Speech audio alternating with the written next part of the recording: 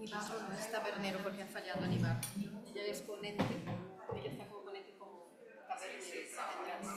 No, tabernero, la última ponente, ¿no? Más o menos, o penúltima. No me he fijado cuando soy la penúltima, sí. No por eso.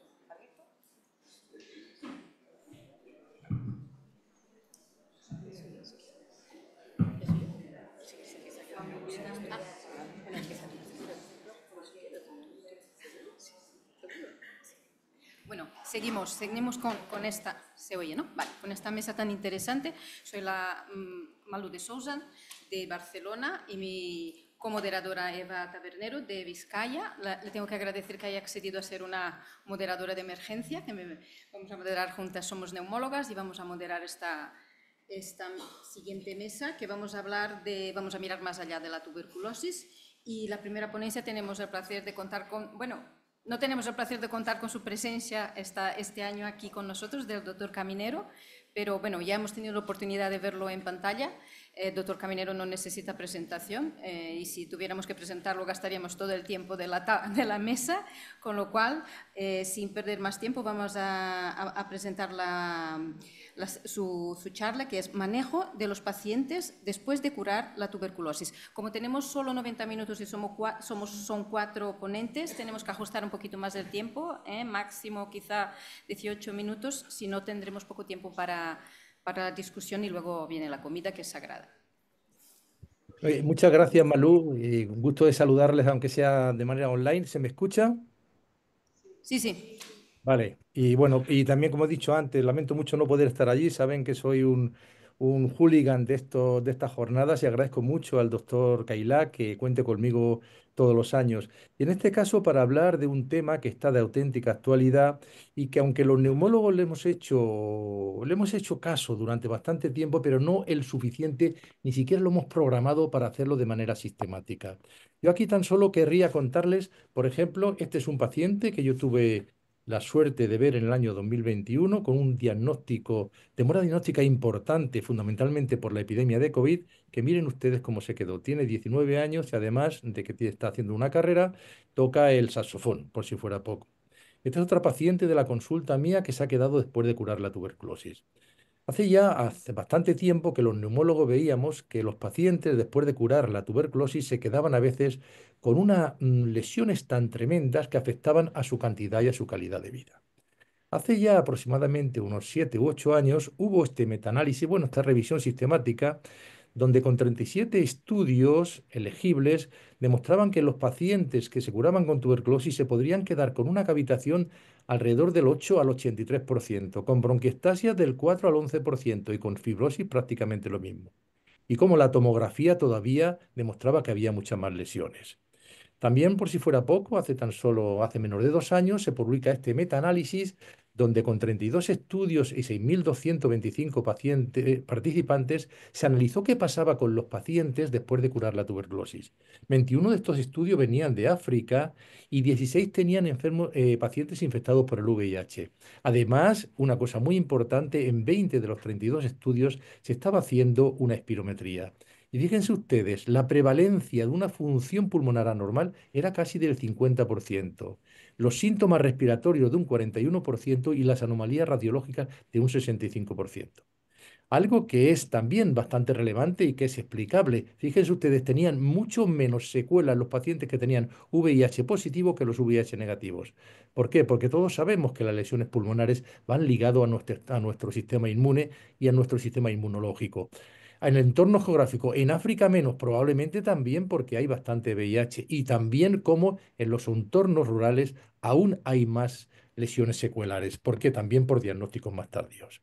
Bien, esto es lo que hizo que hace ya, no llega a 3 años, un grupo de alrededor de 60 neumólogos a nivel mundial nos diera por intentar escribir lo que serían los estándares que deberían recibir de manera sistemática los pacientes después de curar la tuberculosis. Quiero también, aunque no tengo mucho tiempo, ambientarles esta presentación con uno de mis pacientes, un paciente típico, un paciente que todavía sigue vivo, pero que vi en el año 1995, uno de los que más me ha costado curar porque era adicto a la heroína y al tabaco, tenía hepatitis C, Se le diagnosticó una tuberculosis con baciloscopía positiva y tuvo una mala adherencia continuada durante muchísimos años, de tal manera que fue desarrollando resistencia a prácticamente todos los medicamentos y probablemente puede ser uno de los primeros TBXDR que conozcamos, ¿no? Porque era resistente prácticamente a todos.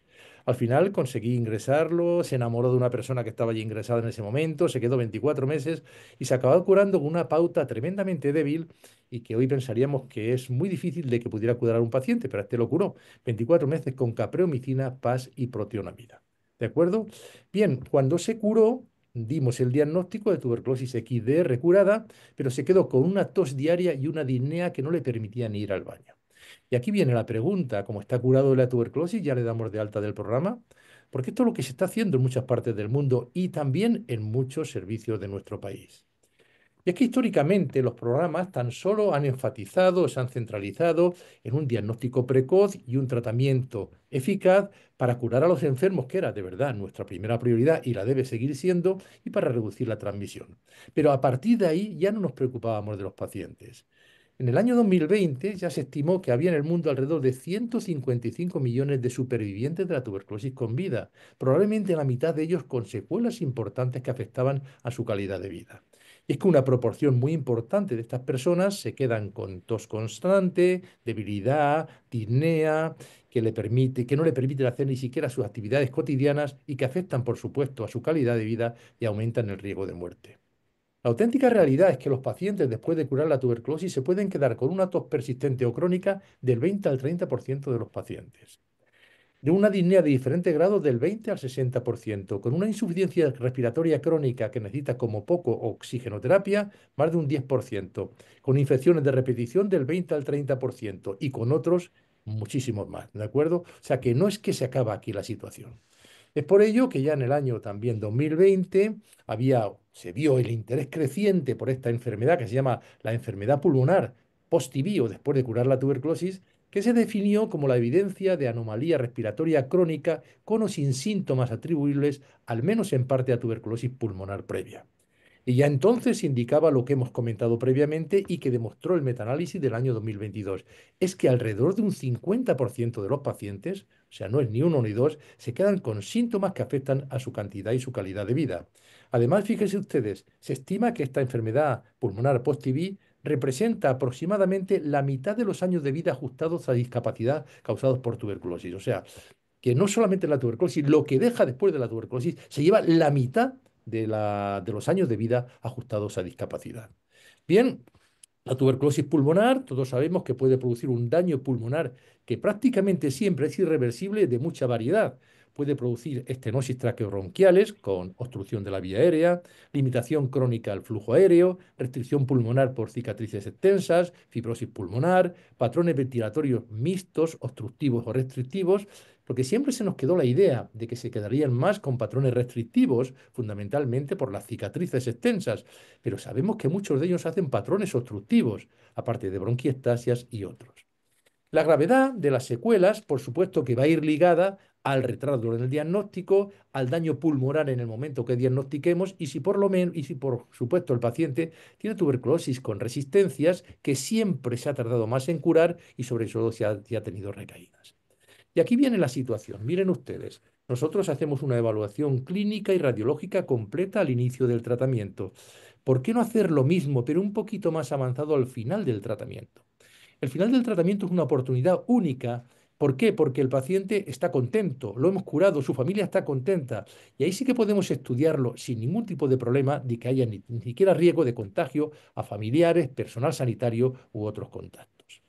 Por lo tanto, es importante que nosotros, en un paciente cuando se cure, no le demos en alta sin al menos valorarle clínicamente, como vamos a ver ahora, en detenimiento, hacer estudios de radiología de tórax, imágenes de tórax, luego veremos cuáles, pruebas de función pulmonar y en algunos casos concretos otras pruebas más, como pruebas de ejercicio cardiopulmonar. Es por ello que se hace necesario definir y que todos tengamos presente en nuestra mente y todos los programas lo tengan totalmente instaurado una serie de estudios e intervenciones mínimas para la identificación de esta enfermedad pulmonar post-TB y su adecuado manejo. En esa publicación que les hemos comentado, les voy a dar tan solo muy rápido a todos ellos, hablamos de estos 7 estándares que nosotros deberíamos manejar. El primero de ellos sería la evaluación clínica mínima al terminar el tratamiento. Y es que todo paciente al terminar un tratamiento habría que evaluarle. Lo evaluamos concretamente, pero también deberíamos preguntarle, por ejemplo, si el paciente tuvo antecedentes de asma, de EPOC, alguna otra enfermedad que pueda influenciar en la clínica que le está quedando y en las secuelas que puede haber, por ejemplo, en la espirometría, ¿no? También, por ejemplo, se puede, sobre todo, hacer una evaluación para meterlo en algo que vamos a hablar después, que sería un programa de rehabilitación pulmonar para intentar mejorar su calidad de vida y disminuir su riesgo de muerte. Y hay un conjunto de exámenes básicos que deberíamos poner siempre, que sería, primero, como hemos dicho, un examen físico o historia clínica en el momento de acabar el tratamiento, por ver si el paciente tiene antecedentes de asma, de EPOC, de fibrosis pulmonar, de bronquiectasia, de bronquitis crónica, previo a la tuberculosis y que puedan influenciar en los síntomas que le puedan quedar. Mínimo una radiografía de tórax, que habitualmente la estamos haciendo, pero si no la hacemos, hay que hacerla. Y en todos ellos no se debería dar el alta a ningún paciente con tuberculosis sin hacerles al menos una espirometría forzada. Y también, si es posible, aconsejamos un cuestionario de calidad de vida. Y dependiendo de estas cuatro intervenciones que estamos recomendando, se podrían valorar otros exámenes adicionales como test de la difusión, gasometría arterial, test de la marcha o incluso un TACAR, un TAC de alta resolución. Aquí vemos, por ejemplo, en este estándar 1, tienen esta publicación y si no, yo se la puedo dar, lo que nosotros aconsejábamos que se podía hacer. Vamos a ver qué hicimos con nuestro paciente, con Ricardo. Recuerden este paciente que costó tanto curarlo, que era un adicto a la heroína y al tabaco y que después de mucho tiempo se hizo resistente prácticamente a todo y que lo curamos con un esquema que todavía nos cuesta trabajo creernos en la actualidad, que eran 24 meses con capreomicina, PAS y protionamida. Recuerden que no nos podíamos quedar a gusto con ello. ¿Qué fue lo que hicimos? Pues miren ustedes, el paciente se quedó con una taquipnea de 26 respiraciones por minuto, con un incremento notable del trabajo respiratorio, con un tiraje intercostal. En la gasometría arterial basal se quedó con una PCO2 basal de 79, o sea, y con una PO2 de 45, o sea, una insuficiencia respiratoria hipercápnica. En la espirometría se quedó con un BENS, un FET1 de 640, lo que suponía un 16% del teórico que debería tener.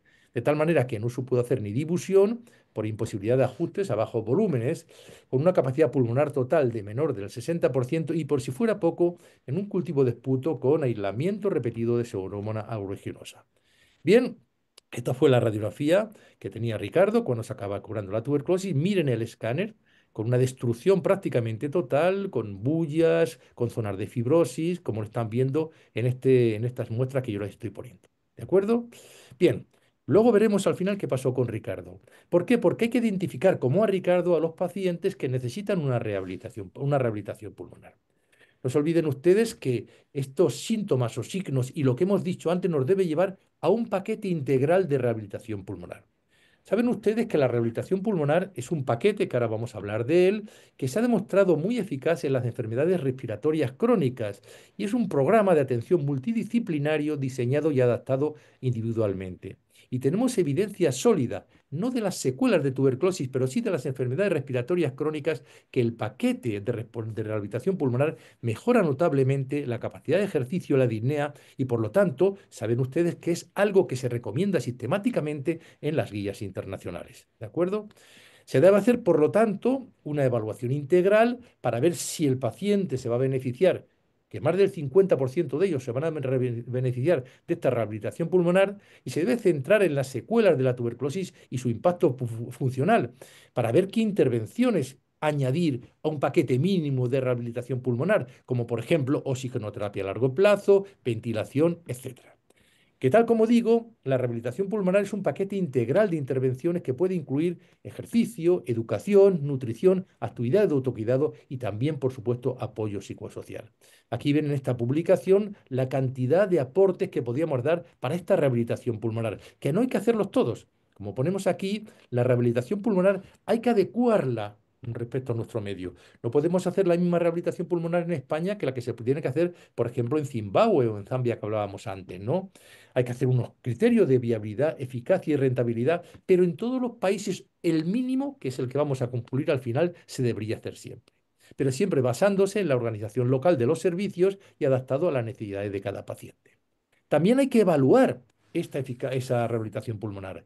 Ahora mismo ya sabemos y tenemos datos que cuando damos rehabilitación pulmonar en pacientes con enfermedad pulmonar post-tuberculosis, se mejora significativamente la distancia recorrida en el test de la marcha de 6 minutos.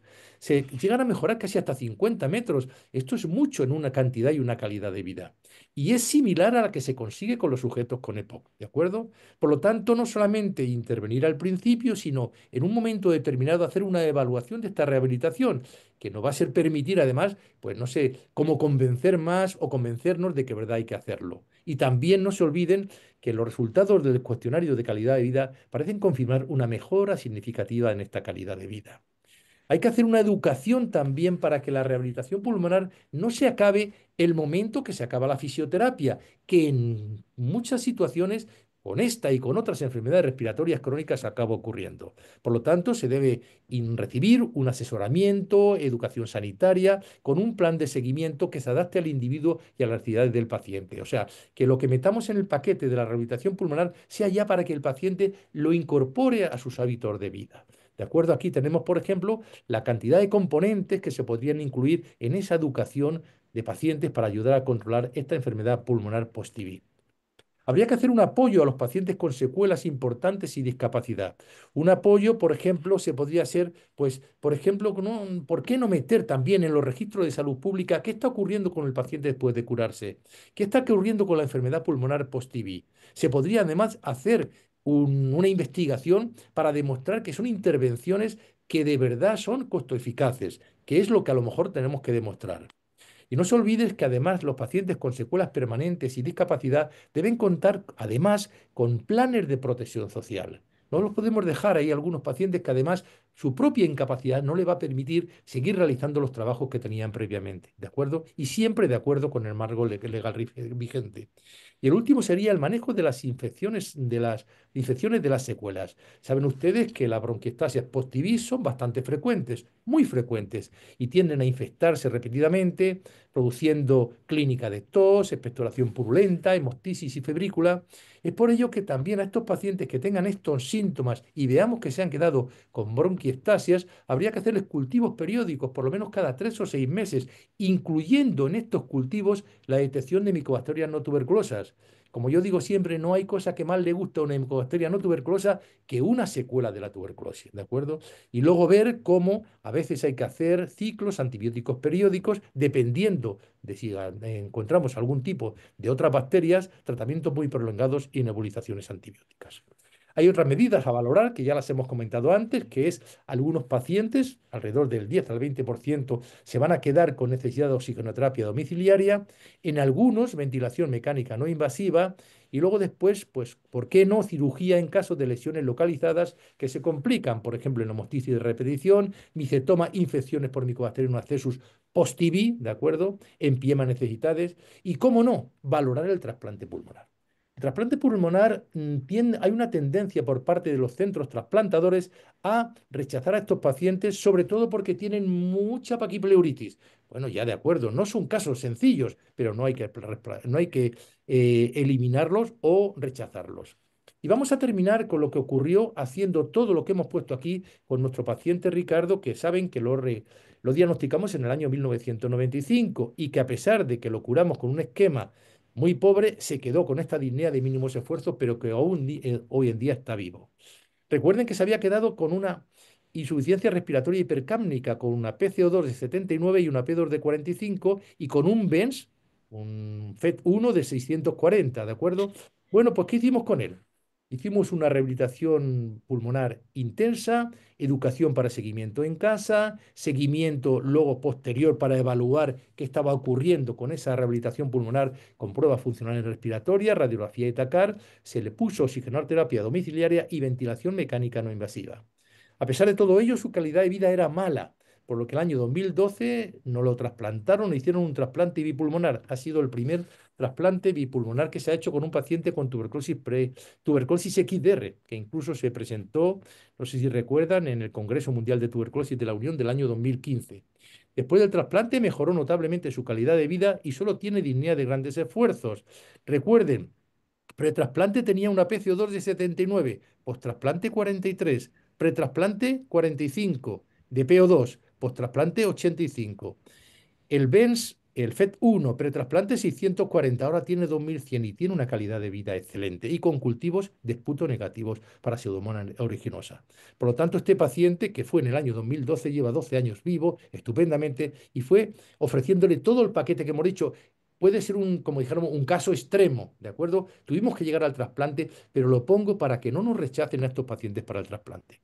Está en la radiografía que quedó de Ricardo cuando el paciente se curó y tiene hasta la actualidad. Por lo tanto, la atención de los pacientes con tuberculosis no se acaba cuando estos se curan, ¿de acuerdo? La enfermedad pulmonar post-TB, el post-TB lung disease, es bastante frecuente, un 50%, y abarca un amplio espectro de enfermedades y condiciones clínicas que influyen en la calidad y cantidad de vida de los pacientes, que se puede mejorar con intervenciones básicas. Por lo tanto, en todo paciente curado de tuberculosis, previo a darle el alta, se deben hacer una serie de estudios y medidas básicas mínimas, que deben incluir una historia clínica detallada buscando otros enfermedades posibles que influyan en su clínica actual, radiografía, espirometría y test de calidad de vida. Solo el paciente que se cura y se queda sin síntomas, que tiene una radiografía con pocas lesiones y una espirometría normal, sería el único que podríamos darle el alta. Y estos son más del 50% de los pacientes. ¿De acuerdo? Otras pruebas se pueden valorar dependiendo de los síntomas, ya lo hemos dicho antes, test de la marcha, TACAR o algunas de ellas. Destacar que la rehabilitación pulmonar, al igual que se ha mostrado muy eficaz con las enfermedades respiratorias crónicas, esta es una enfermedad respiratoria crónica, como hemos dicho antes. Por lo tanto, esta rehabilitación pulmonar y la educación también forman parte importante de estas medidas. Y todo este manejo, y aquí es donde viene el BU, debería ser asumido por los programas nacionales de tuberculosis, o en nuestro caso concreto, que no hay un programa nacional, por los programas de las diferentes comunidades autónomas. ¿De acuerdo? Además de que se debería fomentar la investigación en esta enfermedad tan prevalente.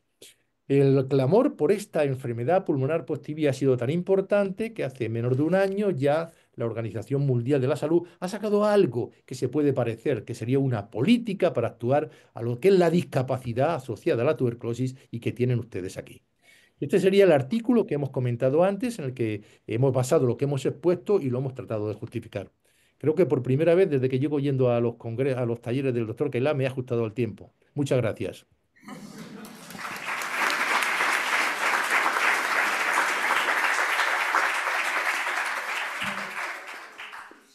Muchas gracias, Pepe. Haremos la discusión al final. Pasamos ahora al segundo ponente, que es el doctor Xavier Casas, de Serveis Clinics, que nos va a hablar de la tuberculosis y la salud mental. Y va a compartir la charla, con Gastón Augusto.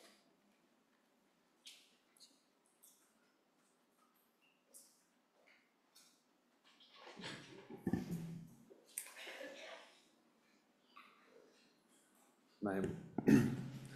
Buenos días. En primer lugar, agradecer a la organización y a la mesa por la presentación y especialmente al doctor Keila por nuevamente una invitación a participar en estas jornadas. Y nos corresponde esta vez hablar sobre tuberculosis y enfermedades de salud mental. Un tema poco conocido y poco desarrollado, y yo haré la primera parte, una introducción al tema. Y os preguntaréis muchos de vosotros por qué un neumólogo habla de salud mental. Yo también, la verdad es que preparándome la ponencia, también me lo cuestioné. Pero os propongo 3 razones por las cuales puede tener algo de sentido. En primer lugar, 9 años de experiencia en un hospital de salud mental en Sant Boi, atendiendo pacientes con enfermos de salud mental. Otro más vocacional, que antes de ser neumólogo quise ser psiquiatra, lo que no entraré en por qué no lo conseguí. Y si las dos no os han parecido convincentes, la tercera razón es que soy neumólogo, durante 7 años en Serveis Clinics. Y Serveis Clinics, como sabéis muchos de vosotros, es un centro sociosanitario que exclusivamente atiende a personas con tuberculosis de alta complejidad y que atiende a una población vulnerable que los anglosajones y nosotros también nos gusta llamar población hard to reach, es decir, personas difíciles de alcanzar, como pueden ser pacientes homeless, población migrada, de recién llegada, con personas con consumo, problemática con consumo de sustancias tóxicas, con asuntos pendientes con la justicia y, ¿por qué no?, y sobre todo enfermedades de salud mental, que es lo que nos toca hablar hoy, dentro de un contexto de precariedad social. Y esto lo hacemos a través de una atención centrada en la persona, que no solo buscamos el bienestar físico, es decir, solamente curar la enfermedad, sino también intentar durante este proceso conseguir el objetivo de mejorar su bienestar psíquico y social. Y lo hacemos a través de intentar empujar al paciente, animarlo a que sea él mismo protagonista de su proceso, a una contención porosa con mucha tolerancia y con pactos y consensos con los pacientes, no puede ser de otra manera, y a través de una inteligencia colectiva de equipo e interdisciplinar. Pues bien, muchas son las caras de la patología mental, famosas, pero en nuestra cara, nuestro perfil de persona que atendemos es una persona que lleva una carga en su mochila, que quizás esta carga no es tan importante lo que es la enfermedad de la tuberculosis, porque la puede llevar muchas veces de forma más ágil, pero lo que realmente pesa en su mochila es el estigma, el aislamiento social que puede corresponder a la misma tuberculosis, a la discriminación, al estrés postraumático de un periplo migratorio, al duelo y ansiedad migratoria y a patología dual con consumo de sustancias tóxicas, ¿no? Por tanto, cuando hablamos de la relación salud mental y tuberculosis, hay tres grandes bloques o tres grandes temas, que es lo que voy a desarrollar ahora. El primer punto sería esa correlación causal entre trastorno mental y tuberculosis. El segundo punto serían los efectos adversos de algunos antituberculosos que pueden alterar la psique y la interacción de estos con otros fármacos, sobre todo psicofármacos. Y en tercer lugar, el impacto de la adherencia del tratamiento y el pronóstico de la tuberculosis que puede tener las alteraciones de la psique. Bien, aquí sabemos históricamente que estas dos enfermedades son gemelas, son enfermedades hermanas. Aquí hay dos cuadros famosos, uno representa a una mujer con tuberculosis y la otra una mujer en depresión. Como veis, hay múltiples similitudes entre ellas, en las cuales nos puede transmitir soledad, exclusión social, hacinamiento, vulnerabilidad, ¿no?, incomprensión.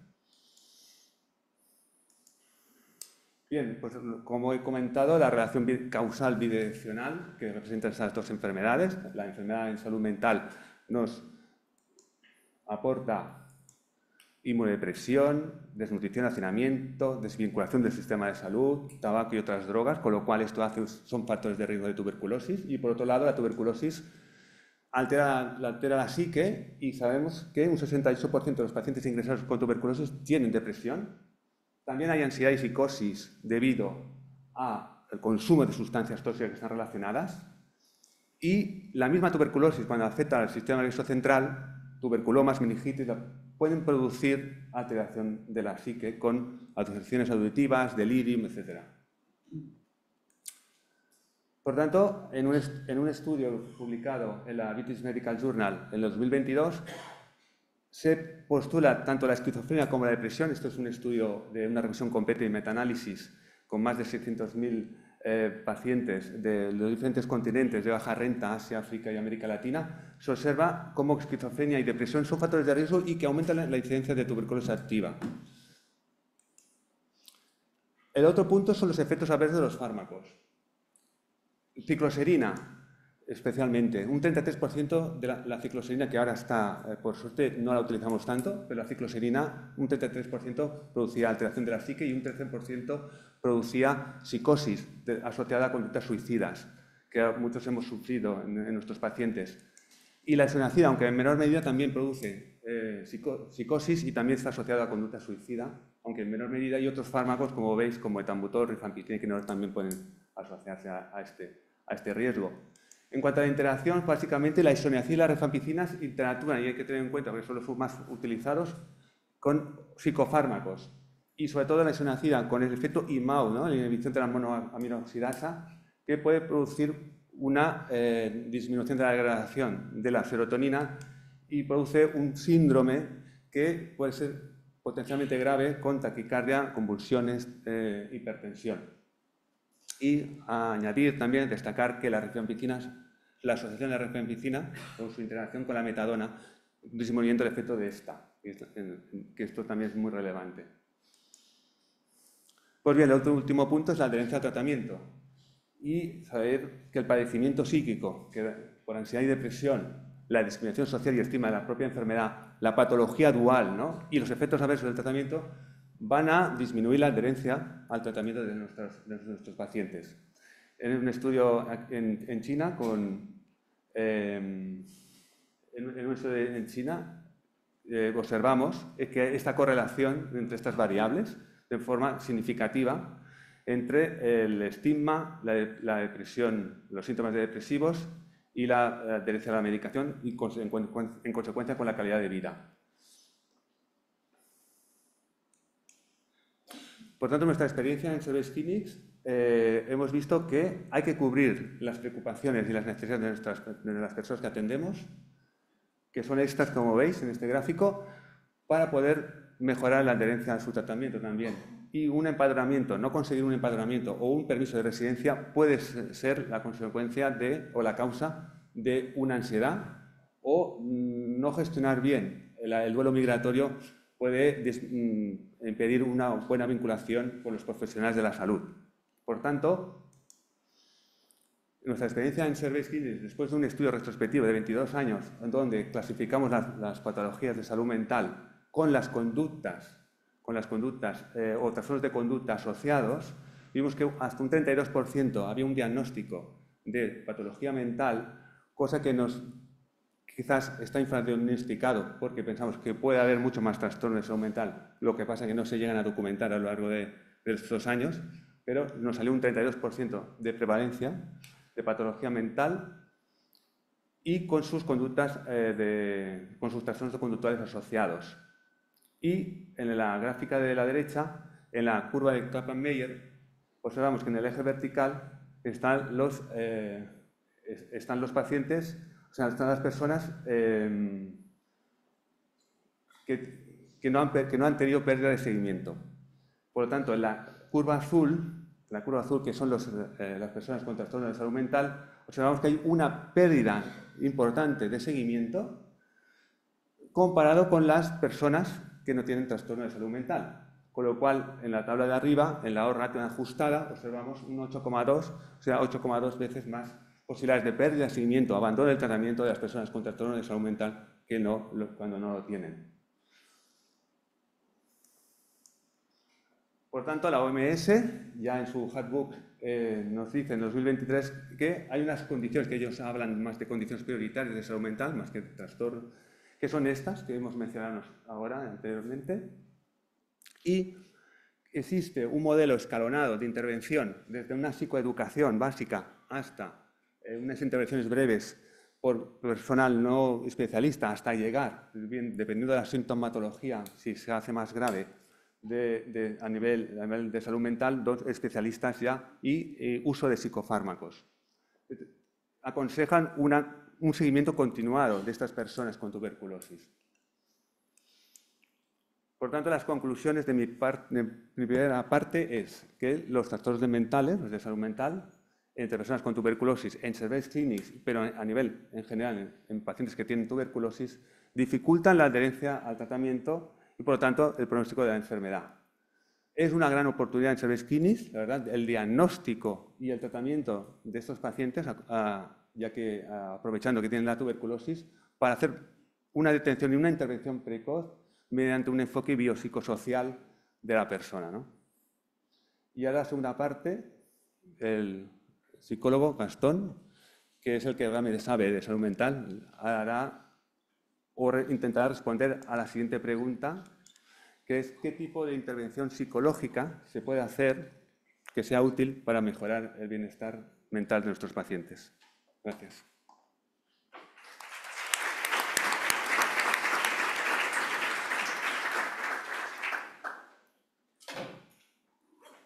Bueno, muchas gracias, Javier, y muchas gracias por quedaros hasta ahora. Intentaré ser lo más breve y rápido posible, así nos podemos ir a comer.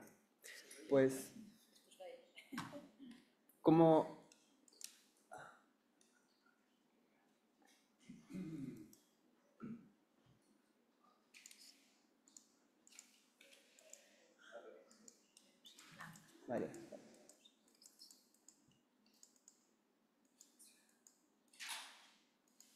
al revés?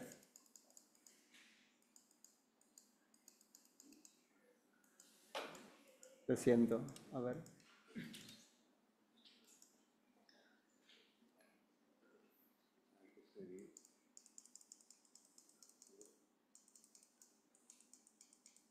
Bueno, es un repaso. Es un repaso.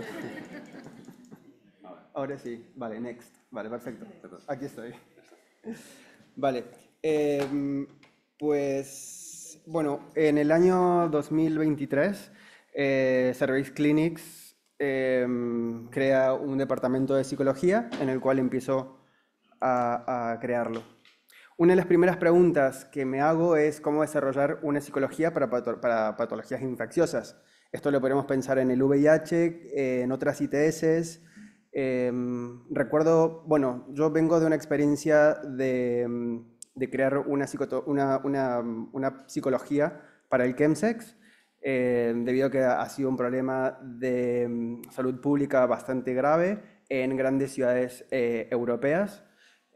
Por lo tanto, bueno, también podemos pensar en población HSH o en población LGTBIQ+, cuando no hay una psicología creada para poder abordar este tipo de problemáticas que van surgiendo o que son emergentes.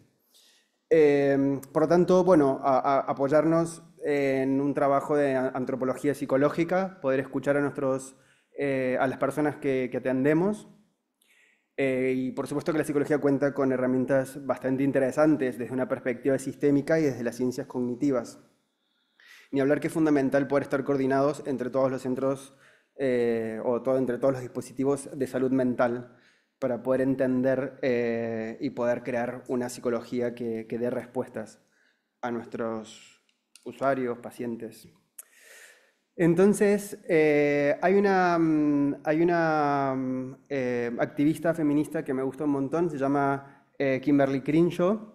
Ella trabajó en Nueva York con mujeres afrodescendientes y trae el concepto de interseccionalidad. Es decir, que nos ayuda a mirar a la población con la que trabajamos desde distintos ejes. En el caso de Crenshaw era observar mujeres, decía que mujeres negras hacía una complejidad diferente a la hora de pensar políticas públicas y que había que pensar cuestiones específicas. Ni hablar, cuando hablamos de mujeres negras trans, habría que pensar también políticas, porque habría distintos ejes de opresión y de privilegio que operan incluso dentro de las desigualdades. En nuestro caso, en el caso de la tuberculosis, prácticamente en Service Clinics el 85% de las personas que están ingresadas son personas migradas. A esto hay que añadirle que están atravesando un problema de salud, como es la tuberculosis. Y es muy curioso porque cuando uno empieza a escuchar a las personas atendidas, uno empieza a observar muchísima diversidad e interseccionalidad. Podríamos pensar que hay distintas personas con distintos países de orígenes, con distintas religiones, con distintas etnias. Hay personas cis y hay personas trans también. Hay distintas personas que tienen una orientación sexual diferente y ni hablar de la condición social que ya sabemos que afecta a esta población. Por lo tanto, lo que nos hace pensar es que, bueno, que no habría un tipo de paciente, sino que estamos en un contexto bastante diverso. Y a esto, si le agregamos Barcelona, una ciudad internacionalizada y cosmopolita, donde convive lo autóctono con lo extranjero, aún se vuelve más interesante. Hay distintos momentos donde la intervención psicológica tiene lugar. Hay un primer momento que tiene que ver con la adherencia al tratamiento. Recuerdo a esta paciente trans de 20 años, de origen peruano, y que, bueno, llega a una clínica donde hay un montón de hombres cis heterosexuales. Y por supuesto que esto puede ser un poco intimidante para ella.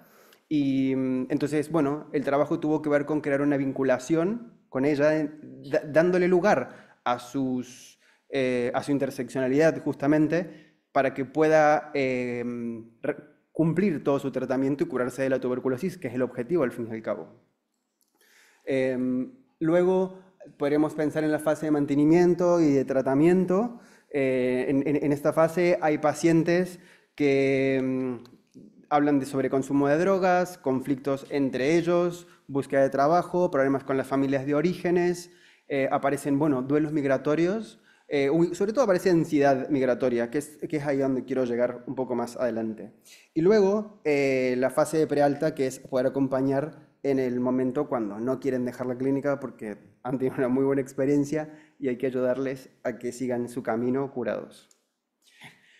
La intervención psicológica, en un primer momento, en este momento actual estamos aplicando una batería de test psicométricos que tiene que ver con que estudia los ritmos biológicos, un test de calidad de vida, el test muy conocido de Hamilton de ansiedad y depresión, y el test de Kayak de José Bachotegui, que es un test que estudia los procesos migratorios, cuáles son las estrategias de afrontamiento frente a una migración. Para todo este tipo de datos estamos utilizando la inteligencia artificial para asegurar la objetividad de la información y la profesionalidad, siempre, por supuesto, que no deja de ser una herramienta de ayuda para nosotros y no más que eso. Bien, entonces me gustaría compartir hoy con ustedes los resultados preliminares de las características psicológicas y de la psicoterapia y los test psicométricos que estamos aplicando. Es bastante curioso porque observamos que este tipo de personas atendidas tienen muchas dificultades en mantener el ritmo regular del sueño, de la alimentación, de las actividades diarias. Muchos de ellos y de ellas cambian el día por la noche. Entonces tienen dificultad para tomarse la medicación, para cumplir los horarios de la alimentación. Todo esto sabemos que afecta en el bienestar emocional y en el bienestar físico también. Por lo tanto, bueno, una de las intervenciones tiene que ver con poder crear un tratamiento que sea personalizado y de contención porosa. Es decir, que podamos crear un marco de convivencia donde las personas que vienen también de otras culturas con toda esta interseccionalidad y diversidad que estamos hablando, a entrar en una institución que tiene también sus propias reglas y ahí se crea un marco de convivencia con esta contención porosa. En cuanto al test del Kayak, hay datos que me parece que son preciosos. Este tipo de personas atendidas muestran una baja capacidad de organización. Muchos de ellos y de ellas les cuesta mucho estructurar sus actividades y gestionar el estrés migratorio. No olvidemos que estaban en un proceso donde han llegado, algunos de ellos y de ellas han llegado para poder trabajar, para poder construir una vida, para enviar dinero a sus familias, y se encuentran con que tienen que estar quietos en una cama y no pueden respirar muchos de ellos porque están en aislamiento. Entonces, bueno, todo esto empieza a generar estrés y les cuesta poder organizarse y entender exactamente el lugar donde están y cuáles son las reglas que también tienen que ver con marcos europeos. Hay otra de las características que creo que que observo, es una baja capacidad muchas veces para expresar necesidades y establecer límites claros interpersonales, así como una tendencia a replegarse, a aislarse frente al estrés migratorio. También observo que hay una baja capacidad para reflexionar y adaptarse, y esto hace que les sea difícil también poder adaptarse a situaciones nuevas, como es un sitio nuevo en una migración. Y hay un dato que es bastante curioso, hay dos datos que son bastante curiosos, es que los test van dando puntuaciones altas. No he querido poner ningún tipo de números aún, porque creo que no estamos en esa etapa aún, pero es bastante significativo que estas personas atendidas muestran una ansiedad significativa. Aún así, en contradicción con lo que dice la OMS, no se observan aún niveles clínicamente significativos en la depresión cuando uno empieza a evaluar esta área.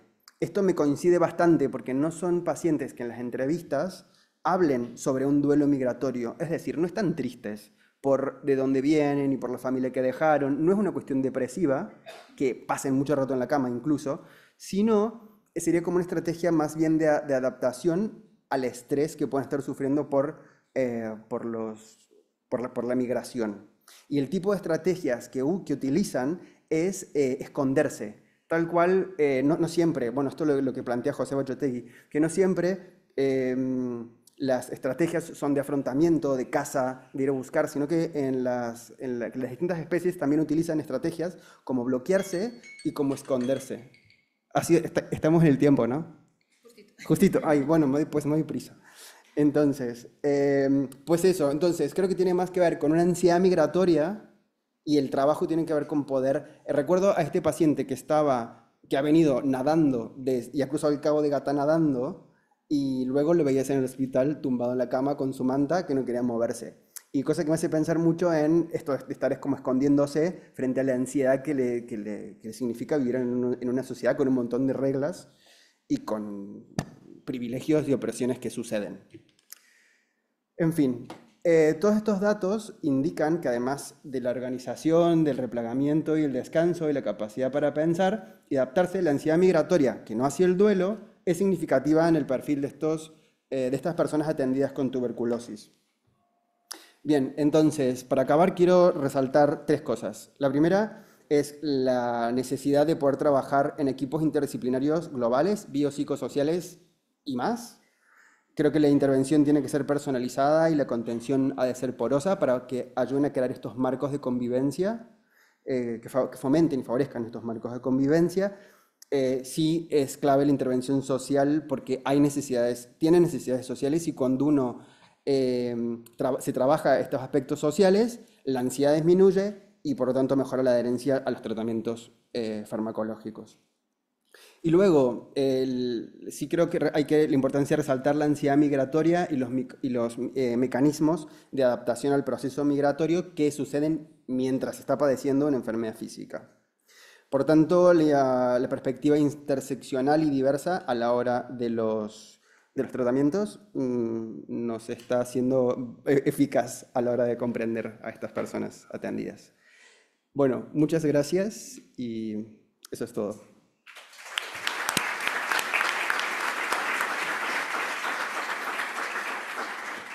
Gracias por respetar el tiempo. Y ahora la doctora Eva Tabernero nos hablará de factores asociados a la prolongación de tratamiento de la tuberculosis. Vamos a poner el cronómetro. Bueno, muchas gracias por estar aquí. Durante los próximos minutos, en una época en la que, bueno, es una charla mucho más clínica que la maravillosa anterior, vamos a hablar de tratamientos prolongados y la necesidad de prolongar la medicación en una época en que lo que se lleva es acortar tratamientos. A modo de recordatorio, la tuberculosis es, a diferencia de otras enfermedades infecciosas, necesita, una vez que han desaparecido los síntomas y que ya no hay evidencia microbiológica de la enfermedad, necesita prolongar el tratamiento para asegurar la curación. La dificultad de tratar el Mycobacterium tuberculosis se debe, por una parte, a las características especiales de su pared, pero fundamentalmente a la existencia de diferentes subpoblaciones. Por una parte, como ya conocéis, están los bacilos de multiplicación rápida, que van a ser los responsables de los síntomas y del riesgo de muerte, pero por otro lado están los bacilos de multiplicación lenta o intermitente. Estos bacilos son difíciles de erradicar, están localizados en el interior del macrófago, aunque hay algunos también extracelulares, y dentro de la estructura del granuloma. Todo esto los hace muy resistentes a fármacos y han justificado tradicionalmente la necesidad de prolongar los tratamientos. Pero prolongar tratamientos tiene consecuencias. Primero, favorece el incumplimiento, aumenta los eventos adversos y además durante el tiempo que se toma el tratamiento por los efectos secundarios pues hay un deterioro en la calidad de vida. Por ello, dentro de la estrategia en TB, uno de los puntos fundamentales para acabar con la tuberculosis es facilitar el cumplimiento del tratamiento. Y por ello pues, se lleva ya varios años haciendo llamamientos a tener unas pautas más cortas, siempre que sean bien toleradas, igual de efectivas y que eviten recaídas. En realidad, sí hemos conseguido ir acortando tratamientos desde la historia de la tuberculosis, desde los años 70. Ya sabemos que los tratamientos con rifampicina, con 6-9 meses, tienen menos del 7% de recurrencias a los 2 años y ya es una realidad el mayor acortamiento desde el 2022 con el ensayo de Dorman, ¿no? Con 4 fármacos y 4 meses, que permite acortar el tratamiento. También es una realidad en los niños, como se ha comentado en algunas de las charlas anteriores. Tenemos incluso tratamientos que duran solo 2 meses, aunque todavía no están recomendados de forma oficial por la OMS. Quiero llamar la atención sobre el estudio de Dorman, por lo que vamos a hablar luego, y es que es un estudio muy bueno, con muy buenos resultados, pero ojo, hay que prestar atención a los criterios de exclusión. Se excluyeron los pacientes que tenían comorbilidad hepática y comorbilidad renal, los pacientes con tuberculosis extrapulmonar, los pacientes malnutridos, los VIH con baja o nivel de CD4 y las personas sin dirección propia, con problema social. Y además, estos pacientes recibieron TDO durante 5 de los 7 días de la semana. Desde SEPAR hemos querido hacer un estudio dentro de los casos que tenemos recogidos en el PI, por una parte, para conocer en la vida real qué proporción de pacientes necesitan prolongar su tratamiento de tuberculosis, intentar identificar los factores de riesgo que se asocian a tener que prolongarlo. Es un estudio retrospectivo, multicéntrico y abarca desde el 2006 al 2021, incluyó 53 centros y 8.000 pacientes adultos. Aquí el principal resultado del estudio: 1 de cada 5 pacientes que recibe tratamiento de tuberculosis en realidad necesita recibir un tratamiento más prolongado de lo que recomiendan las guías de forma inicial. Si miramos a nuestro alrededor o qué es lo que hay hay muy pocos estudios realmente de necesidad de tratamiento prolongado. Aquí traigo un estudio, el primero creo que es coreano, donde el objetivo era otro, pero tuvieron que excluir al 30% de los pacientes porque habían recibido tratamiento de más de 6 meses. Y en este segundo estudio, es un estudio en Malasia, no es muy grande, pero sí que tiene como objetivo evaluar cuántos pacientes necesitan prolongar el tratamiento. Encuentran que la duración media del tratamiento es, la vida real, de más de 8 meses, que el 50% no completa la fase intensiva en 2 meses y el 62% no completa la fase de consolidación en 4 meses. Este otro estudio, que es más reciente que los anteriores, es un estudio retrospectivo, pero muy grande, de casi 10.000 pacientes. Encuentran el tratamiento prolongado, en este estudio lo definen como más de 7 meses, ocurrió en el 64% de los pacientes, asociado a ser mayor, a las resistencias, a tener cavitación y a tener una baciloscopia. En este estudio también encontraron que un tratamiento prolongado disminuía las recurrencias de forma significativa. No se ve muy bien, pero estos son los resultados de nuestro estudio. Estos son los factores, que luego iré comentando más despacio, que se asociaron a tener un tratamiento prolongado. Por una parte, la edad, en el grupo entre 40 y 55, el ser varón, como todo en la tuberculosis, peor en varón, más prolongado. No encontramos diferencias en que el paciente fuera de origen nacido en España o que hubiera nacido fuera de España. Sorprendentemente, tampoco encontramos que hubiera mayor necesidad de prolongar el tratamiento en las tuberculosis extrapulmonares, probablemente porque el efecto de la tuberculosis ósea y meningia fueran pocos casos y quedaran diluidas entre la tuberculosis pleural y la ganglionar. Como factores de riesgo de prolongar el tratamiento encontramos el consumo de alcohol, el VIH, haber presentado un efecto secundario, la intolerancia a fármacos, luego lo comentaremos, la necesidad del TDO, el haber presentado resistencia a fármacos de manera más significativa, era el factor más potente, y el tener una baciloscopia positiva el segundo mes. Voy a comentar brevemente algunos de los factores. Se ha hablado mucho de VIH esta mañana.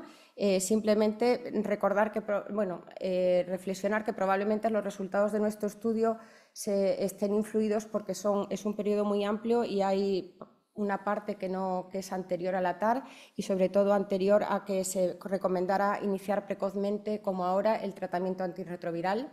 Las guías actuales recomiendan en realidad un tratamiento similar, aunque es posible que el tratamiento concomitante antirretroviral y sus interacciones sí que sigan provocando el tener que prolongar los tratamientos. El segundo factor que hemos encontrado es objeto de una charla posterior, así que no voy a entrar mucho, solo decir que probablemente con las nuevas técnicas de diagnóstico rápido de resistencias y las nuevas pautas de tratamiento de 6 meses no sean una necesidad, no provoquen una necesidad en el futuro de prolongar tratamientos, aunque seguimos utilizando pautas sin piracinamida en la tuberculosis sensible cuando hay toxicidad o en ancianos. Respecto a los efectos adversos, fue otro de los factores que se asoció al tener un tratamiento prolongado. Hay que decir que se conocen bien los factores de riesgo de tener efectos secundarios y podríamos intentar evitarlos y acortarlo con controles más frecuentes y con ajustes exquisitos de dosis y pautas. Otro de los factores que encontramos asociado a la larga del tratamiento es el alcohol, que ya sabemos la doble relación alcohol-tuberculosis, provoca formas más extensas, por la propia patología de base, favorece la aparición de toxicidad, multiplica por 6 el abandono y las condiciones que provoca el consumo de alcohol, como malnutrición e inmunosupresión, aumentan el riesgo de fracaso de tratamiento. La necesidad de TDO, sorprendentemente, probablemente porque no se iniciara el TDO desde el inicio del tratamiento, ha sido uno de los factores que hemos encontrado asociados a necesitar prolongar el tratamiento. Existe este estudio bastante reciente, también del mismo grupo de pacientes, donde se ve que el TDO se utiliza en el 12% de los pacientes y que su fracaso se ha asociado pues, también al ser VIH, a las dificultades de entender el tratamiento y también a los efectos adversos. Recordar que en nuestro análisis hablamos de TDO, pero probablemente en el futuro tendremos que hablar de video-TDO porque es lo que recomienda, porque ha demostrado tener la misma eficacia en el seguimiento, es lo que me recomiendan las guías. Y llegamos ya al último punto y al que es más discutible en nuestro trabajo, tanto en la literatura como en las guías hay mucha discrepancia en torno al significado de tener la baciloscopia positiva 2 meses. Por una parte, se sabe que la sensibilidad para el fracaso del tratamiento no es muy alta, en torno al 57%. Hablamos de baciloscopia. El cultivo se ha utilizado como endpoint, se ha intentado utilizar como endpoint en los estudios randomizados de nuevos tratamientos, pero los resultados han sido muy dispares y no se utiliza actualmente. Y incluso se intentó utilizar no para prolongar, sino para cortar el tratamiento y se tuvo que interrumpir el estudio porque la tasa de recaídas fue del 7% a los 6 meses.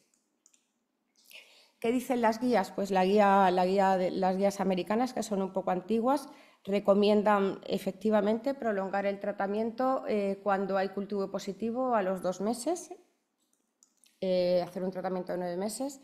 Las guías canadienses, que son más recientes, también recomiendan cuando hay una baciloscopia positiva al 2.º mes prolongar la fase de continuación.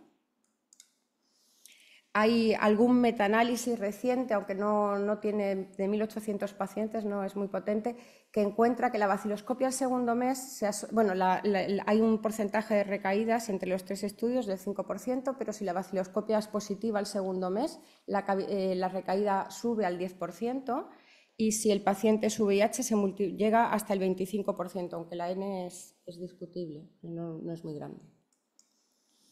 Además, la cavitación y la baciloscopia positiva al 2.º mes, en este estudio que he puesto ahí, se asocia a un 18% de recaídas en el primer año. Y nuestros expertos, el doctor Caminero, también recomienda el prolongar la fase de continuación durante 4 meses, una vez después de que se ha conseguido la conversión del SPUT.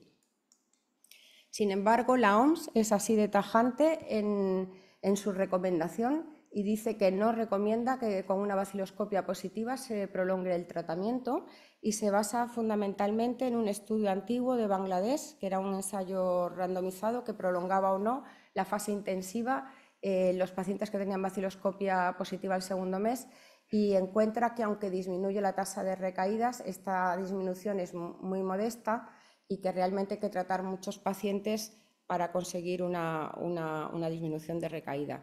Y vuelve a encontrar que la sensibilidad de la baciloscopia positiva a los 2 meses es para fracaso de recaída muy baja. Aquí, este otro estudio, que también es más reciente, encuentra que la baciloscopia positiva al segundo mes se relaciona muy bien con la carga al diagnóstico, pero no así con el resultado del tratamiento. Y este es otro ensayo, otro estudio también pequeño, que es retrospectivo.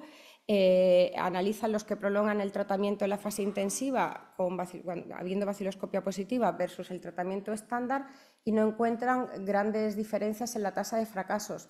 Más bien, el fracaso se asocia a resistencia y falta de TDO. Hay otros factores que no hemos encontrado nosotros en nuestro estudio que también se han asociado a necesitar tratamiento prolongado, como la diabetes mellitus o la malnutrición. Y para concluir, 1 de cada 5 pacientes en nuestro país va a necesitar prolongar el tratamiento. De los factores que se asocian a necesitar tratamiento prolongado, podemos intentar corregir algunos, ajustando dosis y haciendo controles estrechos cuando hay riesgo de eventos adversos y con TDO, video-TDO desde el inicio en los pacientes que consumen tóxicos, alcohol y tienen riesgo de abandono. Y por último, en los pacientes con baciloscopia positiva, además de confirmar la sensibilidad y la adherencia, que es fundamental en este momento cuando hay baciloscopia positiva, debemos seguirlos de manera estrecha y decidir una prolongación o no del tratamiento de forma individual. Muchas gracias.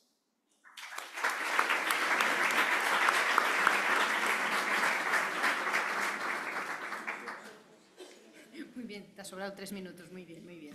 Pues vale, pues a continuación Vanessa Tenis, que es de instituciones penitenciarias del Ministerio de Interior de Madrid, nos hablará de las micobacterias, más allá de un problema respiratorio.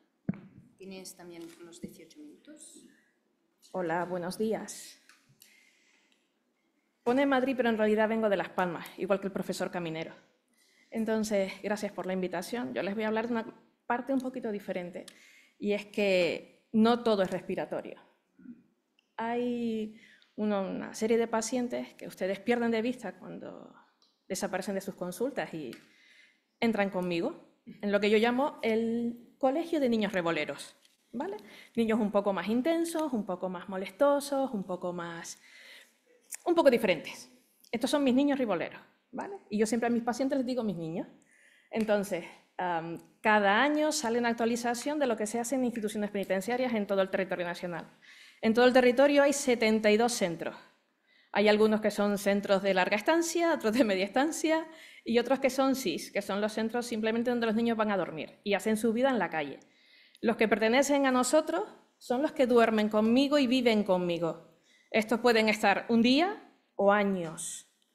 Y los SIS pertenecen al Servicio Nacional de Salud, donde quiera que esté. ¿Vale? Pues se ofrece un montón de actividades y un montón de situaciones a estos niños, sobre todo relacionados con promoción y prevención de la salud. Hay muchos de estos niños que la primera vez que ven a un médico, de verdad, es cuando entran en un centro. La primera vez que se hacen una analítica es cuando entran en un centro. La primera serología que tienen es cuando entran en el centro. La primera actividad preventiva, promoción, la primera vacuna muchas veces que se les administra es en el centro. Vale. Entonces, ¿qué pasa con la tuberculosis? También es un problema que había en prisiones y también se intentó atajar, y desde hace muchos años. Yo vengo de un centro que es uno viejito, porque en Gran Canaria tenemos 2, tenemos uno nuevecito, que lleva 12 años en funcionamiento, pero tenemos uno viejecito, que es del año 90, que aquello parece, pues no sé, Drácula y Bram Stoker, más o menos, ¿no? Pues los casos de TBC han ido disminuyendo entre nosotros, entre nuestros niños, pero básicamente porque nosotros tenemos una cosa muy fácil, ¿no? Los niños viven con nosotros. Nosotros podemos decidir dónde está cada niño y podemos darle el TDO. tratamiento directamente observado, que en el caso de la TBC se hace, pero no siempre, y ahora les cuento el mío. Y vamos a hablar de Juan. Juan es un niño que tiene 56 años cuando entra conmigo y venía de su médico de cabecera, ¿no?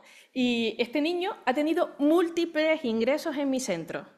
La primera vez que un niño entra en mi centro o en cualquier centro de España se le asigna un número que se llama NIS, que viene a equivaler al DNI, y da igual el número de veces que tú reingreses en los centros en cualquier parte del territorio, siempre se te asigna el mismo número, con lo cual los primeros 4 dígitos a mí me dicen la primera vez que este niño entró en prisiones. En este caso, el NIS de Juan empieza por 2013. El primer ingreso fue el 2013 y esto después nos va a interesar saberlo. Pues estos son los antecedentes de Juan. No es muy diferente de cualquier otro niño de los que me entran a mí, excepto por la epilepsia. Bueno, ahora mismo tengo bastantes niños epilépticos, tengo como 16. El 85% es secundario a cocaína. Pues hace años no teníamos tantos niños epilépticos, pues ahora tenemos muchos más. Y esto también es interesante saberlo para después. Bueno, cuando nosotros hacemos el ingreso, el niño entra con nosotros y hacemos una primera entrevista. Si ya los conozco, porque hace relativamente poco que salieron, porque yo tengo, por mala suerte, mala memoria, y esto es muy mala suerte en mi caso, yo me acuerdo de todo lo que le pasa a Juan, de lo que le pasó, por qué entró, por qué reingresa, cómo es su vida, el nivel de estudios, si trabaja o no trabaja, tiene casa propia, si vive en la calle. Todo eso, yo con que me lo cuenten una vez, a mí se me queda. Y este niño, yo no lo conocía, porque yo entré en el centro en 2017 y en la última vez que salió fue antes de 2017, entonces yo no le conocía. Entonces esa primera entrevista conmigo dura media hora y lo más que me llama la atención son unas lesiones, unos chichoncitos, como dice él, que tiene por todo el cuerpo. Tienen extremidades, tienen tronco, tienen piernas y en zonas no fotoexpuestas, ¿vale? Es un paciente bastante delgadito. Es un paciente con algunos consumos de sustancias que le han hecho a ser delgadito y que le ponen un poco así como acelerado y que no le dejan tampoco coger mucho peso. Esta era la receta. Para el que no esté familiarizado, nuestra receta electrónica en el Servicio Canario de Salud es electrónica, pero hay algunos niños que piden que se las imprima para que cuando entren en el centro yo tenga acceso, porque yo no tengo acceso a su historia de salud del Servicio Canario de Salud. Entonces, si el niño no me trae la receta, yo no tengo ni idea y me tendré que creer o no lo que él se toma. Esta era la de mi niño. Solo eran 2 folios, menos mal que la trajo, porque probablemente él no se estuviera tomando ni la mitad de esas. Vale. Algunas cositas de estas normales, ¿no? Bueno, pues Juan me dice que ha perdido un montón de kilos y que lleva un año perdiendo kilos. Y claro, que su médico le había mandado al hospital. Entonces, nosotros una de las cosas que hacemos es cuando el paciente nos dice que tiene citas hospitalarias, le hacemos firmar consentimiento informado para reclamar todas las citas que tenga pendientes, para intentar recuperar esas citas y que el paciente no las pierda. Pues su médico le había mandado al hospital. Ni siquiera sabía a qué servicio. Me mandó al hospital para que me estudiara. Ahí se quedó. Refiere sintomatología digestiva y lo más le preocupaba a él era que tenía muchos episodios diarreicos. Muchos. Él no aguantaba nada en el cuerpo. Y estaba delgadito, pero bueno, no más de lo que otros entran en el centro. Cuando entran en el centro nosotros les hacemos una analítica y yo siempre les pido permiso, ¿no? Porque lo que está estipulado por protocolo es hacerle un SURI, serología, y pedimos hepatitis B, C, D, LUES, VIH.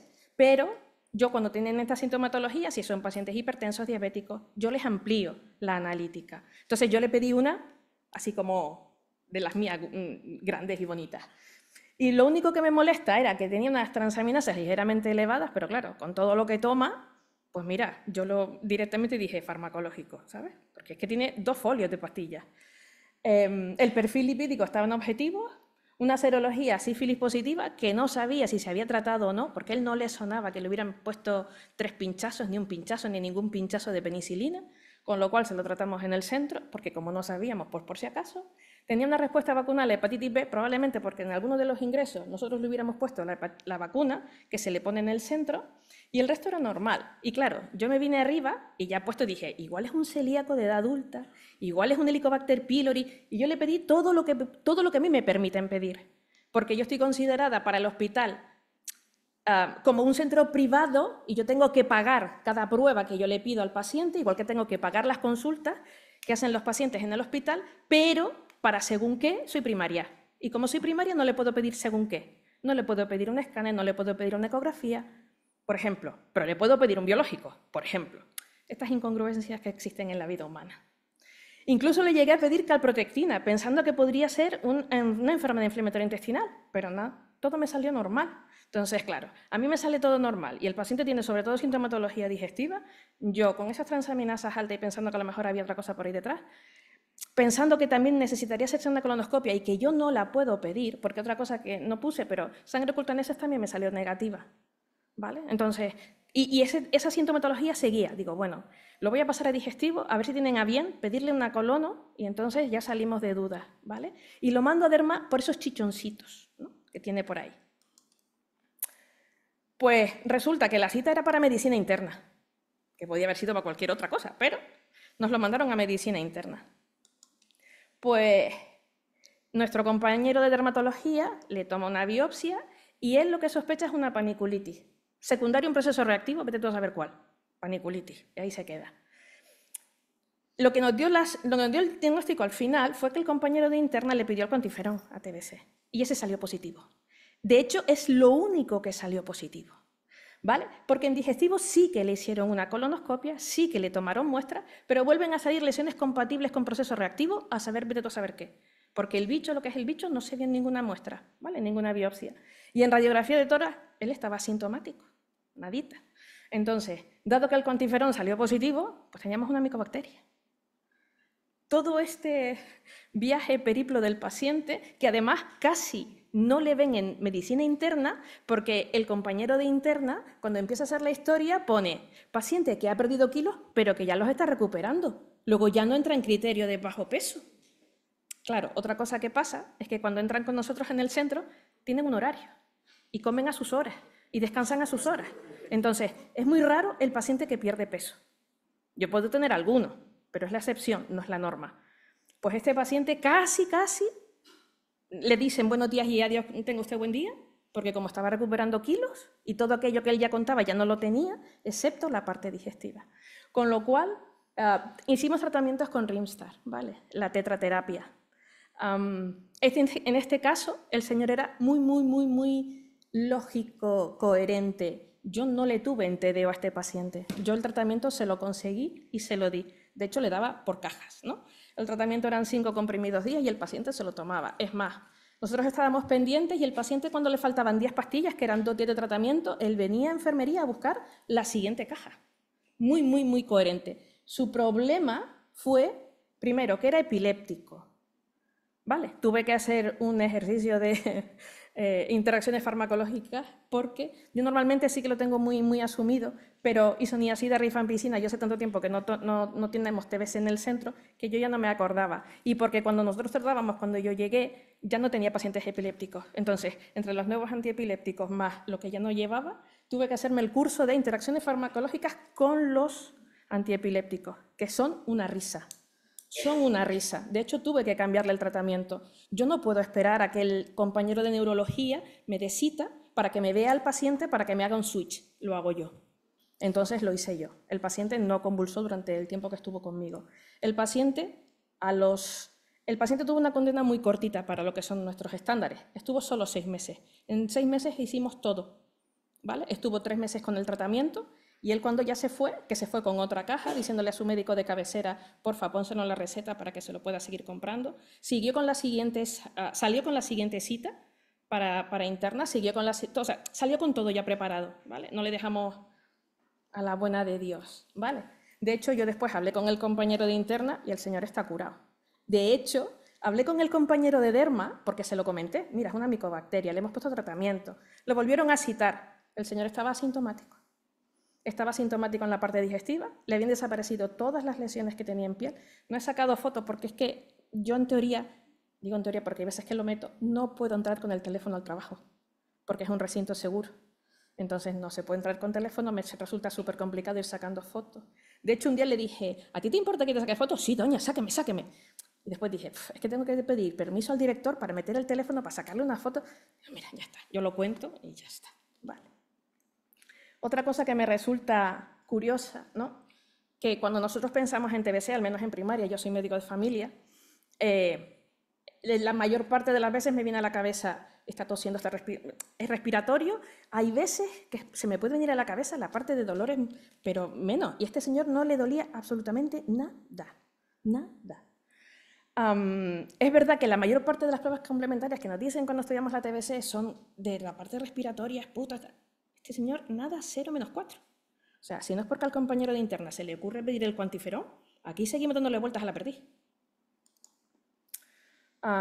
Esto era para que pensemos y nos demos cuenta de que hay más allá de una TBC respiratoria, ¿vale? La TBC sigue con nosotros. El doctor Caminero me dio clase a mí y nos lo dejó muy claro cuando nosotros estábamos en la facultad. No siempre da la cara como esperamos que la dé o como pensamos que tiene que ser. Los pacientes son de su madre y de su padre y de su genética y de su epigenética. Entonces, vamos a tener que seguir investigando y hay que buscar hasta el final. No hay que darse por vencido nunca con un paciente sin diagnóstico. Yo hasta que no sé lo que tiene no paro. Yo, porque tengo la suerte de trabajar en prisiones y para mí ha sido una suerte llegar a prisiones y puedo seguir investigando y tengo todo el tiempo del mundo. Pero cuando tú tienes un paciente en primaria que viene o desaparece, estos son los típicos pacientes que tienes que quedar con la mosca. Tienes que quedarte con la dudita de ¿y qué tendría este paciente? Y preguntar, y saber por dónde se mueve e incluso ir a buscarlo. Y otra cosa que les tengo que contar, porque ya he pedido permiso, Ricardo está muy bien, ¿vale? Para que lo sepan. El paciente del doctor Caminero ahora es paciente mío. Entonces, en el tiempo que estábamos entre que el doctor Caminero dio su charla y yo tenía que dar la mía, he llamado al centro y he preguntado para que pidieran permiso a Ricardo si yo pudiera hablar de él. Y me ha dicho, claro, doña, ¿cómo no? Yo me llevo muy bien con Ricardo. Entonces, don Ricardo está súper bien. El único problema de don Ricardo en la actualidad es que los inmunomoduladores, inmunosupresores del tratamiento para el trasplante le están produciendo un fallo renal. Y ahora está con una insuficiencia renal con un filtrado de 42. Pero además de eso, don Ricardo es brutal. O sea, la cantidad de actividades que hace don Ricardo, la actividad de gente que mueve y la cantidad de esperanza que transmite es impresionante. Gracias.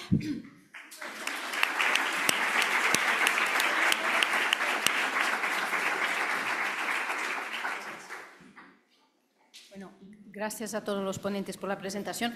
Vanesita, la que te sale en la diapositiva, Vanesita, a lo mejor te saltaste una diapositiva porque aquí pone que el diagnóstico te vino por anatomía patológica, porque claro, solo un cuantiferón no es un diagnóstico de porque cuando nosotros hablamos es infección tuberculosa latente solo. Claro, porque cuando nosotros hablamos con anatomía patológica, que todo era reactivo, reactivo, reactivo, ellos al final pusieron reactivo A, pero en realidad lo que les dio la sospecha o lo que les dio la pista final fue el cuantiferón.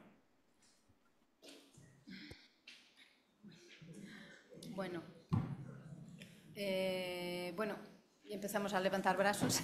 Jesús Ospina.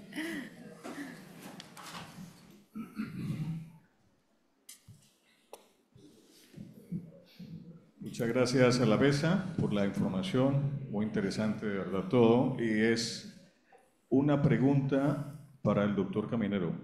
Doctor Caminero, este año el Journal de la Unión publicó un artículo titulado más o menos Alteraciones en la microbiota en pacientes tratados con tuberculosis drogoresistente, un artículo de Hautman et al. Pero además en los últimos 10 años han ido apareciendo una serie de artículos, de investigaciones que se han realizado y que han investigado los efectos que provocan los tratamientos largos con fármacos de primera línea en la microbiota intestinal.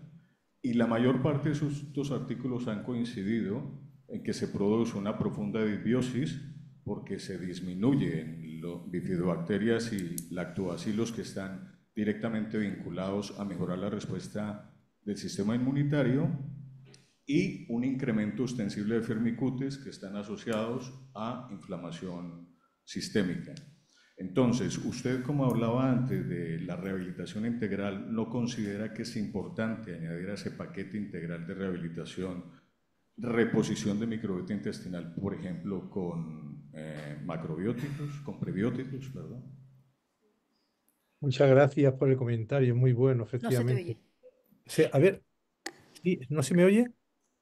Tengo el micrófono No te oímos. funcionando, ¿eh? Doctor Caminero, no te oímos. Tengo el micrófono funcionando. Igual está mutado. Yo lo tengo bien el micrófono, ¿eh? No se te oye. Tengo el micrófono funcionando, ¿eh? Ah, Yo, sí, no yo está. sí lo oye. Tiene que mirar. Ah, sí. N- Tengo el micrófono funcionando, ¿eh? No sé, desde cabina, ¿no? Si... Puede ser que no le... Me funciona el micrófono, ¿eh? No les ve. Tengo el micrófono funcionando por ahí. Vale. Desde cabina, por favor, que creo que lo tendríamos que ver aquí, ¿no? Para que se lo oye. Nosotros sí que lo vemos aquí.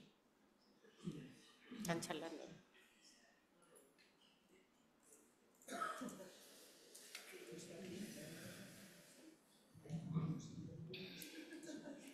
Sigue, sí. No se me escucha entonces. Ah, a ver si no se lo arreglan desde aquí, ponen.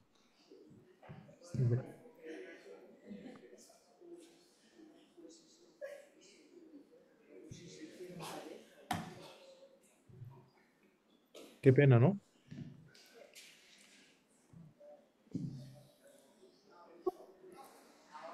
A ver, prueba ahora. ¿Ahora me oyen? ¿Me escuchan ahora? Sí, sí, perfecto. Menos mal, menos mal. Bueno, agradezco muchísimo el comentario, es buenísimo el comentario que ha hecho.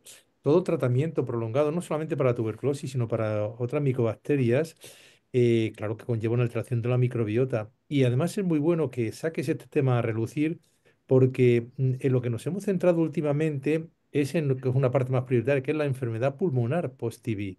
Pero no solamente se queda en la enfermedad pulmonar, efectivamente se queda una alteración de la microbiota y lo que tú dices de la posibilidad de dar un tratamiento dentro del programa de rehabilitación pulmonar, incluir lo que sería dar macrobiótico y todo esto, no hay nada que se haya demostrado, pero a mí me parece una idea que hay que explorar y que estudiar. Por eso recuerda un poquito lo que he dicho al final, también fomentar la investigación en este punto, ¿no? Y como digo, yo me he referido, y la gran mayoría de los artículos se refieren a la enfermedad pulmonar post-TB, pero efectivamente se puede producir muchísima alteración tan solo por dar tantísimos meses de antibióticos, ¿no? A veces lo damos con, en el caso de la tuberculosis no con demasiada alegría, pero en otros casos concretos sí. Muy buen comentario y creo que es un punto que habría que investigar dentro de lo que sería la rehabilitación pulmonar. Si no, mientras se levanta otra mano, Pepe, te voy a hacer yo otra pregunta. Y Sí. es sobre, en el diagnóstico de la enfermedad post-TB, el TAC. Lo digo porque somos, en la tuberculosis, bastante pobrecitos. En mi hospital se pide un TAC cada 3 meses a cualquiera y yo, si lo tengo diagnosticado con una radiografía, como que me retengo un poco. ¿Tú crees que para afinar en el diagnóstico incluir el TAC al final del tratamiento? Nos pasa, y ha dicho la verdad, Eva. Yo creo que la tuberculosis con su pobreza nos ha metido en la mente de pobres a todos y somos muchísimo más, o sea, pedimos mucho menos de lo que pedimos para otras enfermedades, ¿no? Y nos hemos dejado llevar por la radiografía. Yo también hago lo que tú, también hago exactamente igual, pero creo que sería una buena opción lo que estás planteando. La posibilidad de que en los pacientes tengamos un TAC de inicio y a lo mejor hasta un TAC de final. Porque la realidad es, luego después no nos damos cuenta, en el primer metaanálisis, perdón, revisión sistemática que vi en 2017, se notaba que, fíjate, cuando se comparaba la radiografía con el TAC al acabar el tratamiento, mientras que el TAC veía más bronquiectasia, veía sin embargo menos cavitaciones que en la radiografía. Y nos hemos centrado mucho fundamentalmente en la cavitación o en la lesión, en lo que sería la fibrosis que se queda. Pero creo que efectivamente en un manejo, yo fíjate que lo que he puesto ahí, porque como lo que yo quería dar era un mínimo que se haga con todos, ¿no? ¿De acuerdo? Y a partir de ese mínimo buscar lo demás. Pero que después de ese mínimo se acabe caminando hacia el TACAR, creo que sería una buena opción porque, como sabemos, en la radiografía se nos escapan las bronquiectasias con frecuencia y muchas otras secuelas. Creo que es una buena idea. Que no lo hacemos por eso, porque pensamos como pobres, lamentablemente. Gracias, Eva. ¿Puedo hacer una pregunta? Sí, puedo hacer una pregunta, Caminero. Respecto a lo que comentabas de las secuelas de la función pulmonar y de los casos de tuberculosis pulmonar que acaban, como la tasa de fumadores es muy alta, ¿no? Las personas con tuberculosis, ¿no crees conveniente también dentro de este programa la deshabituación del tabaco, aprovechando el proceso de curación de estos enfermos? No sé si lo has comentado antes. Bueno, muchas gracias, Xavi. Me alegra saludarte, aunque sea a la distancia. Pero no lo he comentado porque me faltaba tiempo, pero claro que sí, por supuesto. Que habría que entrar, por ejemplo, recuerda lo que he puesto sería el apoyo psicosocial, ¿no? Apoyo social como un global, ¿no? Por supuesto que hay que trabajar no solamente el tabaco, sino las adicciones en general, ¿no? Y por supuesto que luego después en las secuelas que puede dejar, puede haber influenciado todo el tabaco que ha tenido previamente, que también tendríamos que analizarlo. O sea, en el paquete de la rehabilitación pulmonar metería también, por supuesto, lo que sería trabajar la deshabituación del tabaco. Además, como todos sabemos, es una oportunidad única. El paciente se ha encontrado bastante mal y qué bueno entonces poderlo meter en un programa de deshabituación para poderlo hacer. Buen comentario. Estoy totalmente de acuerdo, Xavi. No, yo creo que en nuestra unidad en Drasanna sí que hacemos bastantes escáneres, perdona, quizá porque somos neumólogos, ¿no? Y lo tenemos ya un poco más pacientes que la pastiloscopía es negativa y la sospecha es muy alta y entonces hacemos un TAC para apurar mejor la broncoscopia y realmente muchas veces te encuentras que la diferencia con el TAC y la radiografía es brutal, ¿no? Y normalmente sí que hacemos un TAC al final del tratamiento, pasados 3-6 meses del tratamiento para que quede constancia de cómo queda, principalmente si hay nódulos, ¿no? Porque un paciente fumador con un nódulo, ¿no? Como se hacen tantos TACs ahora, y como dice ella, ¿no? Hacen TACs cada 3 meses, haces un TAC, se encuentra un nódulo, te recomiendan hacer TACs de control, etcétera, etcétera. Sí que lo hacemos, ¿no?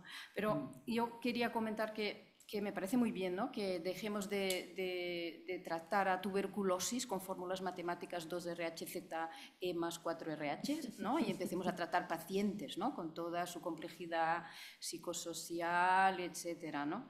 El problema es que, claro, justo me parece que la rehabilitación, fisioterapia y la salud mental son las patas de nuestro sistema sanitario que quizá, ¿no? más cojas van, ¿no? Entonces, no sé cómo estáis en las diferentes comunidades, pero ¿no? Aquí me parece que si vamos a enviar todos a fisioterapia nos van a decir algo. Bueno, pero fíjate que no me lleva razón, Malu. Acabo de decir, eso deberíamos hacerlo en todos, pero fíjate que hasta tú mismo has dicho, estás haciendo TACAR o el TAC, ¿sabes? En aquellos pacientes que el diagnóstico no no te va de entrada, que sea una tuberculosis cavitaria o una baciloscopia positiva. Probablemente en un futuro no muy lejano, a lo mejor en SEPAR tenemos que tomar una posición al respecto, deberíamos recomendar un TACAR incluso de inicio y otro al final o por lo menos al pasar 2 o 3 meses para hacer una evaluación del paciente conforme se va encontrando, ¿no? Y efectivamente, yo creo que eso tenemos que hacerlo, o sea, empezar a hacer una conciencia, porque hasta ahora, como bien dice, en algunos centros lo hemos estado haciendo, en otros no se hace y nos ha preocupado solamente, como habías dicho, la enfermedad, pero no el paciente en sí. Hay una mano por aquí en medio, aquí. Hola, buenas tardes. Nada, felicitar a la mesa por las aportaciones. Yo soy Neus Jové, enfermera del Hospital del Mar. Y me gustaría hacer una pregunta a Gastón y sobre todo hacer el foco en el estigma. El estigma de las personas diagnosticadas de tuberculosis. Nuestra experiencia de ya muchos años es que el estigma en personas, sobre todo personas inmigrantes, personas con pocos recursos, tiene un impacto grande en cuanto que les pueden despedir de su trabajo y les pueden despedir de la casa, o echar de la casa donde viven. Esto nos lo encontramos muchísimas veces. Y también como añadido la dificultad de hacer un estudio de contactos o censarlo. A mí se me ocurre, a mí como enfermera que estoy hablando con ellos, se me ocurren pocas cosas que decirles respecto al estigma, ¿no? La culpabilidad. Sí que hay algunos mensajes que tú, desde luego hablando con el paciente y estando rato, pero no sé si tú como psicólogo y desde esta esfera, tú nos puedes decir si hay alguna intervención o algunos mensajes claros, sencillos, que nosotros podamos utilizar cuando veamos esta situación.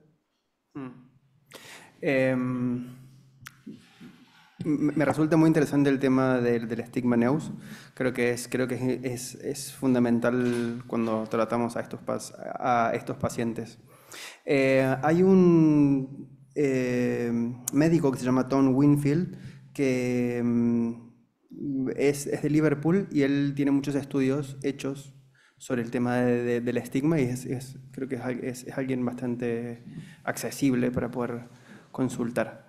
Creo que el VIH, la pandemia del VIH, nos dejó algunas enseñanzas en relación al estigma y en cómo podemos abordarlo en relación a la confidencialidad de los datos, a no necesariamente tener que explicarle a las personas del entorno cercano que, bueno, su condición médica.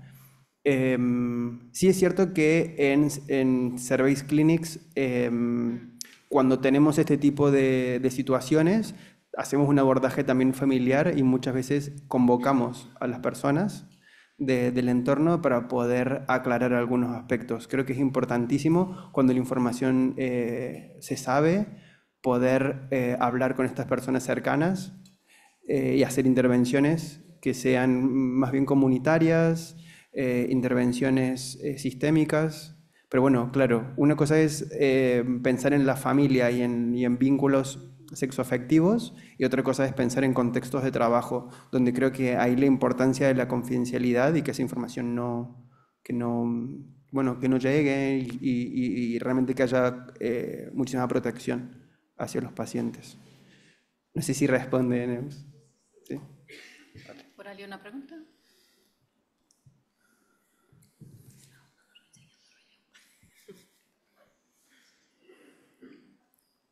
Hola, yo tengo una pregunta para la doctora Denise.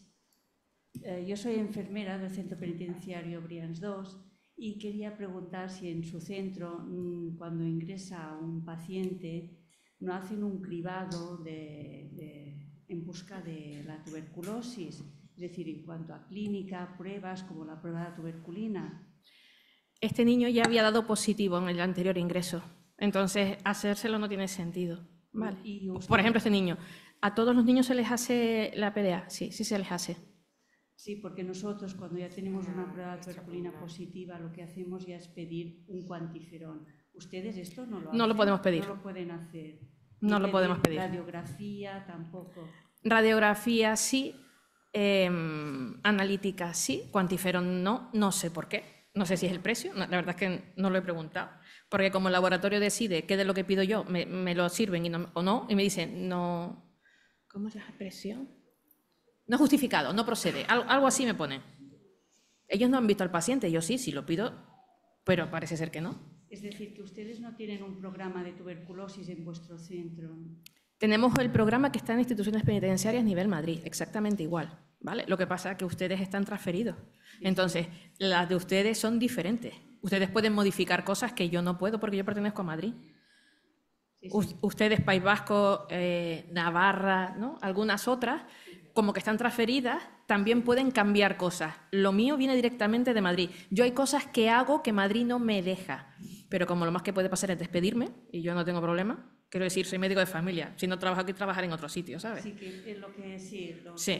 Hay cosas que yo hago que no se puede hacer. Sí, que se trabaja de forma distinta.